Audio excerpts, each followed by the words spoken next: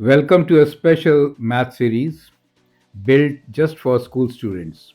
No ads, no distractions, just clear, step by step explanations in simple language. In this playlist, we'll discuss everything you need regarding permutation and combination. So let's begin with understanding what is permutation. With the help of three examples, we'll also discuss two notations, one factorial notation and the other one permutation notation itself.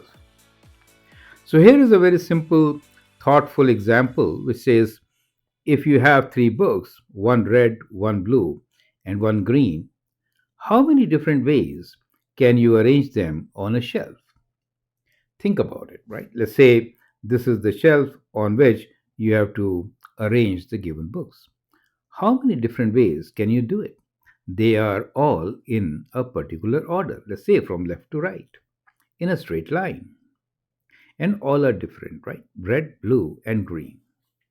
Well, one way to do it is let's start putting them and see what are the combinations. So let me write down R for red, right? And blue for B for blue and G for green. So that could be one way of doing it as shown here. The next could be we keep the red as such but shuffle blue and green, so that gives us another combination. Now we can think about placing blue first. With that we get two combinations just as we got one and two with red, right? So these are the two combinations which we get with blue. We could also start with green and then again we get two more combinations, correct? So as you can see and count for yourself, we got one, two, three, four, five, six combinations, right? So of course we have six ways of doing it. This is what we call permutations. We say six permutations.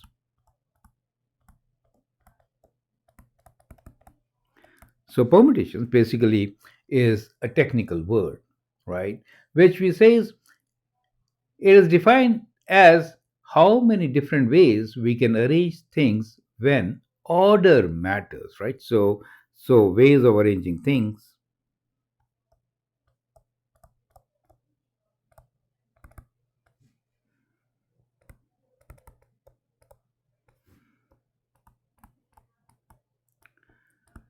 when order matters. Order really means which book you keep first, right? If you put all of that together, then the order does not matter. All the three are there on the shelf. You get the whole idea. So, order does not matter if, let us say, we are selecting a team of four students from a group of 11. So, any four, it does not matter who was selected first. You get this, right? So, there the order does not matter. But if 11 are running and we are checking who is first, who is second, who is third, in that case, order matters. So that is the key thing about permutation, right? So here we learned a couple of things, and one thing is we had three books and they were all distinct.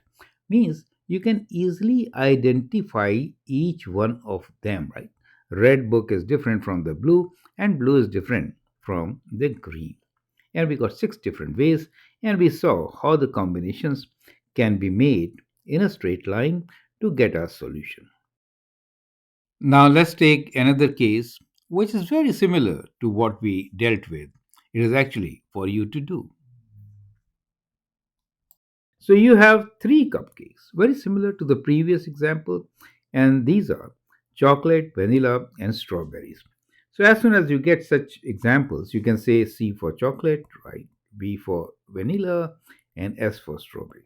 And the question is, in how many different ways can you line them up on a tray? Well, it has to be similar, right? So the answer is six ways, correct? And of course, you can make this list, right? And continue. Well, that's simple. But think about this. If I give you six or seven varieties of cupcakes, then it will be a very tedious job to make the whole list. and come out with an answer. You get the whole idea, right? So that means we need a different strategy to get the answer. And this is a common practice. Whenever you have so many distinct items, we should know in how many different ways we are going to arrange them. Perfect. So I will go with the fourth example to explain you how a different way can be adopted. Correct. Now, in this example, I will also give you the notation for permutation. So, the question now is how many four letter words with or without meaning can be formed with letters anil, right? So, if you start with the previous strategy, which we just learned, you will say, well, first will be this, then A, and now I could shift L and I, okay, and I can keep the first two same. Well, now I can change. I can put I first, right? And then N and L, and then A with I can make L and N. Oh, well, there could be many ways as you've just seen. How do we get the right answer faster? That is what we are looking into. Perfect. So, the strategy here is to understand the process which we followed earlier. And the process was that we have four different positions, right? One, two, three, four. We are looking into in how many ways can we fill the first situation, right? In our first example, when we're talking about red, blue, and green, we could put red there, blue there, or green there. And with each, we were left two more positions to fill. And then only one. In this case, what happens? We can now select any one of these four letters. So we have A, N, I, L, four letters in the first position. So we have four choices. So these are number of choices. Great. Once you fix that number, right, or in this case a letter, let's say A, in that case we are left with three others. So for the next position, we have three choices. And once that is fixed, we are left with two choices and then only one choice. So you can see that independently working, we could have those many selections 4, 3, 2, and 1. Now, there is a very beautiful rule which is called the multiplication rule. Now, these choices were independent of one another. Means I could have chosen N instead of A as the first alphabet, right? Or the letter in this particular case to form a word. Okay, great. Then we were left with AIL, and I could choose L as the second letter in my sequence.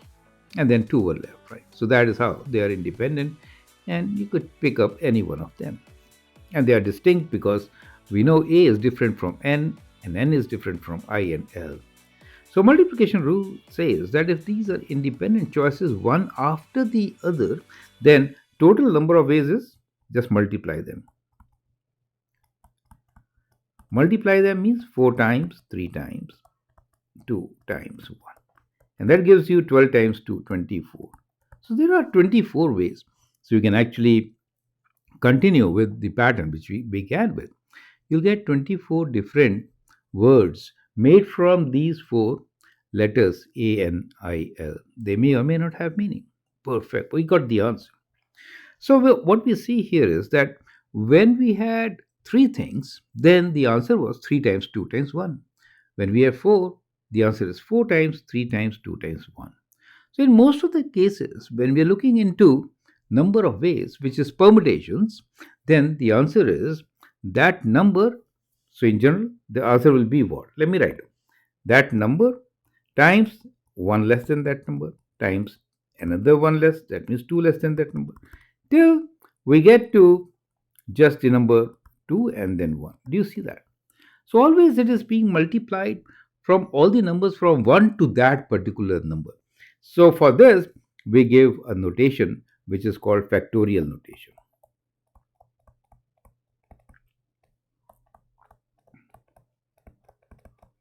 And written as n with exclamation mark, n factorial. So we read this as n factorial. It really means multiply all the numbers from 1 to n. So 10 factorial will be 1 times 2 times 3 times 4 times 5 times 6 times 7 times 8 times 9 times 10.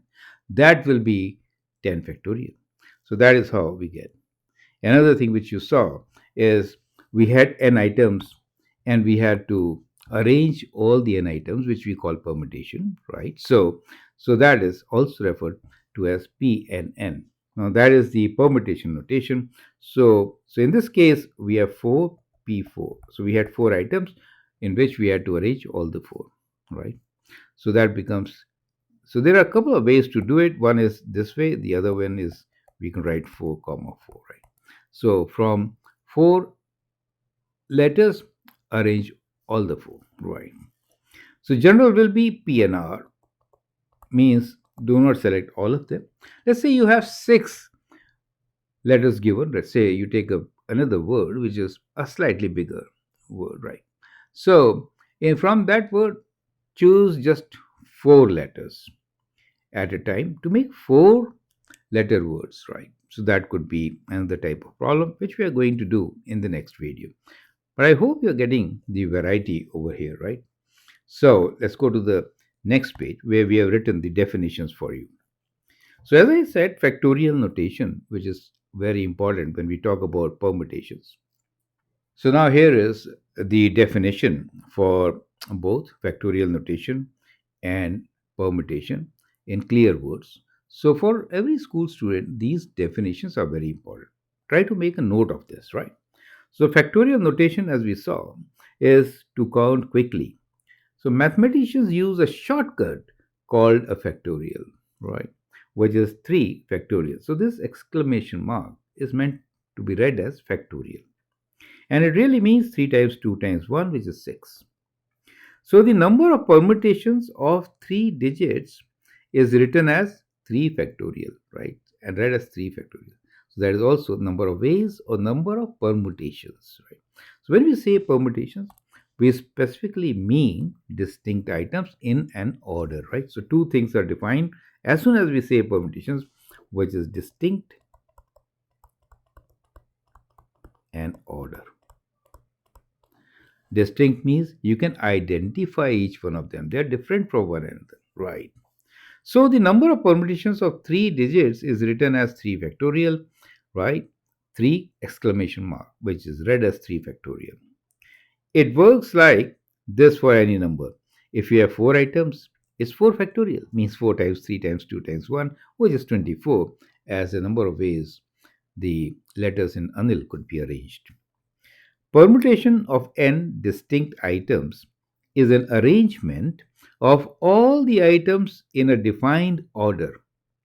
Mathematically, it is denoted by PNN, written as n factorial, or even NPR, NPN, for all the n items, right? So these are two notations.